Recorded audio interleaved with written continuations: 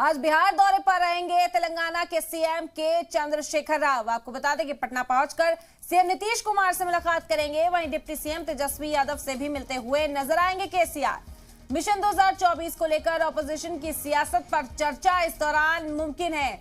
बड़ी खबर है इस वक्त की तेलंगाना के सीएम चंद्रशेखर राव पटना के दौरे पर रहेंगे। आपको बता दें कि पटना पहुंचकर बिहार के सीएम नीतीश कुमार से वो मुलाकात करते हुए नजर आएंगे। इसी के साथ डिप्टी सीएम तेजस्वी यादव से भी मुलाकात की तस्वीरें सामने आएंगी और बहुत मुमकिन है कि 2024 को लेकर यहां चर्चा की जा सके, क्योंकि मुसलसल जो ऑपोजिशन में इस वक्त जो जमातें हैं, बीजेपी के मुखालिफ जो जमातें हैं, वो यकजा होने की कोशिश कर रही हैं ताकि 2024 के लिए एक बड़ा मुतबादिल पेश किया जा सके।